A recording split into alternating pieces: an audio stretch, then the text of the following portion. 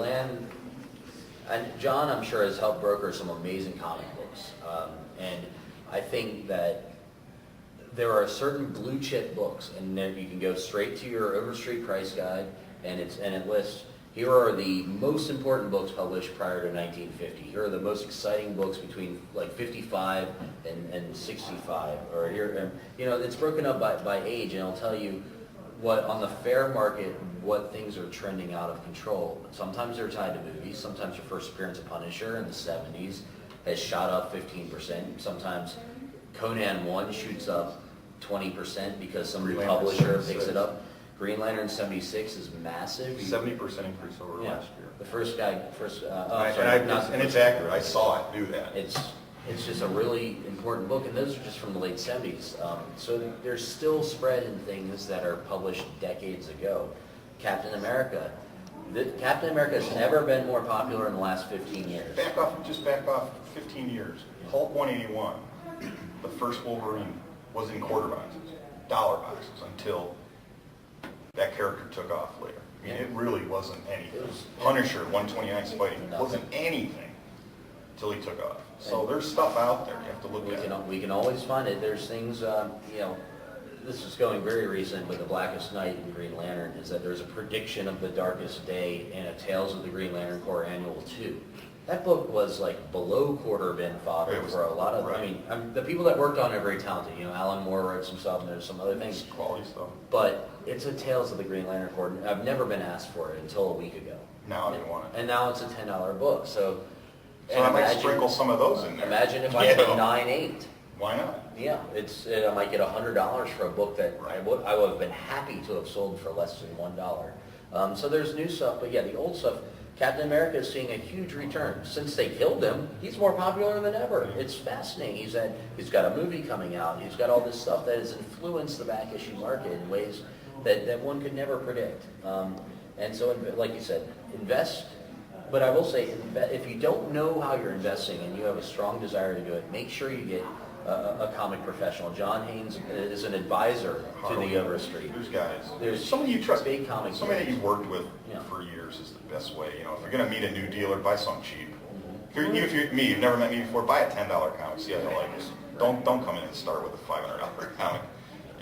What would you say about the modern era right now? The print runs are so low that unbelievable.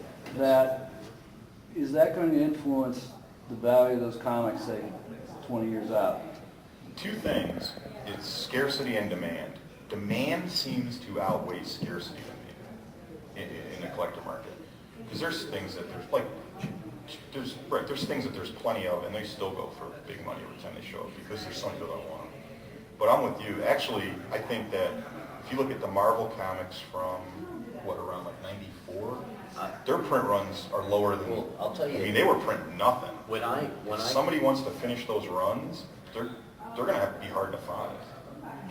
When I go to like big stores, like there's a wonderful shop here in town called Pack Rat Comics. I had the pleasure of going there. They've got a massive basement of kind of like liquidation stuff. Everything's like a buck. Well, when I went there, I was looking for some very specific items, and they were almost all Marvel annuals from 1998. And people say, well, what in the world is the deal with Marvel annuals? Yeah, Marvel Comics went bankrupt twice within 18 months. And, first I think it went bankrupt, then went into receivership. And so the last thing they're going to hedge their bets on is some, double-page thing coming out in the middle of the summer when you're broke. And so the few things that they released weren't even, I think, the Cable comic featured Bastion and some other character. Right. And you're like, man, who would ever want this? And nobody wants it except for, two dudes somewhere on the internet. But they want it for, $9. Because there's nobody else in the world that can provide that comic book to them, because the print runs were nothing. Less than 10,000 units. Scared. I think specifically to answer your question, I think there's some real possibility there if things take off again. If they print runs continue to decline, I don't think it's going to, or if they stay flat, I don't think it's going to help you. But if they take off again, then I think you could really see something, because people want to go back. Comic guys are completists for the most part. They want them all. And guys like me, even me, I've been involved forever, but as a reader, there was, in the 80s, I stopped reading. So all of a sudden I needed to go back and fill in some stuff to know what was happening, you know, things like that. So I think that there's some good chance that there's things in there like Chew's probably going to be.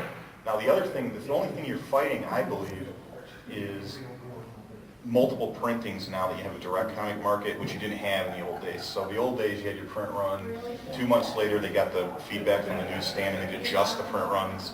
So, you know, I have this pet theory everybody says I'm absolutely crazy on, that on these long-running titles that all of a sudden get canceled, like Star Spangled, say, for DC, I say the third or fourth comic before it got canceled is the rarest one there is, because that's the one they got the numbers from, that said, oh shit, this thing doesn't sell. Cancel it.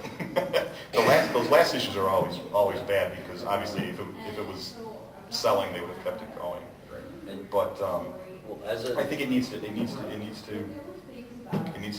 expand. Now there's definitely two types of readers now, and part of that low print run, I believe, is there's a whole segment of guys who only wait for the trades, and the trades are coming out incredibly fast. Like, I think I just got solicited for the trade for Spider-Man 600 to 609.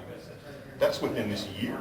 yeah, super rapid. And the guys passed up on the comics because they know, Just wait around. I'll just wait for the trade, I'll buy the trade, because they'd rather have it in that format.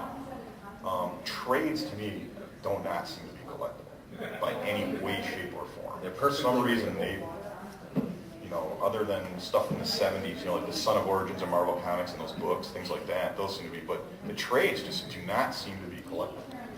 Nobody cares about Marvel graphic print novels, I mean, you can get guys around, but they're not, you know, they're not pounding down your door for them. And So, another thing, like John mentioned, with a brand new book, remember print runs used to be in the hundreds of thousands. Now there's only a handful of titles that crack that, and everything, because he said retailers can adjust their ordering numbers sometimes as recently as just 2 weeks out, sometimes 3 weeks out. But what that means is that every retailer, I'm sure, is watching their numbers. They have to.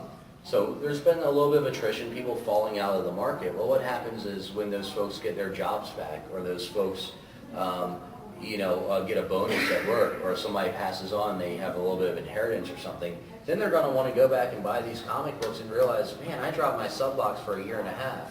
Well, so did like a couple of other dudes, and now all of a sudden, you know, where are we going to get these comics from? And that actually means that those people that do hold on, and those folks that was like, oh, you know, I'll go see one less movie this week so that I can buy a couple more comics, they're going to have to go to those guys rather than a comic retailer. Yep. And so it actually puts a lot more power in the hands of the folks that are still keeping with the hobby, because they're going to be able to have a lot more influence when folks in 2 years want to buy the stuff that they miss. Because I don't have those comics. And John hopefully sells every darn comic book that comes through the door. I don't want to have a giant back room full of new comics, that's not No, right. it's kind of a piss of death. If you want it, I'll get it for you, but I'm not going to. But this is something I've been thinking, I noticed at this show. Again, just what we're talking about. Talk about print runs, new stuff, it's low. There's some serious problem with the Buffy the Vampire Slayer IDW. They are, if you look in this room in the dollar boxes, 50 cents each, there's like a half a box full of these things. And it's guy after guy. Now, you know, you have a problem with some over ordering, but not every single guy.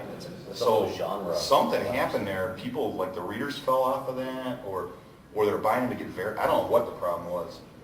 But there's a print run and there's the readers.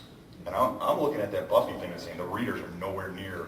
Those numbers are fake. The numbers we're seeing when you see the major aren't going into the hands of any reader or collector. Maybe, they're sitting in boxes. Maybe like Obama I don't know cover. what happened there. Maybe, you know, something fancy, Obama cover or Marvel Zombies, they'll sell through.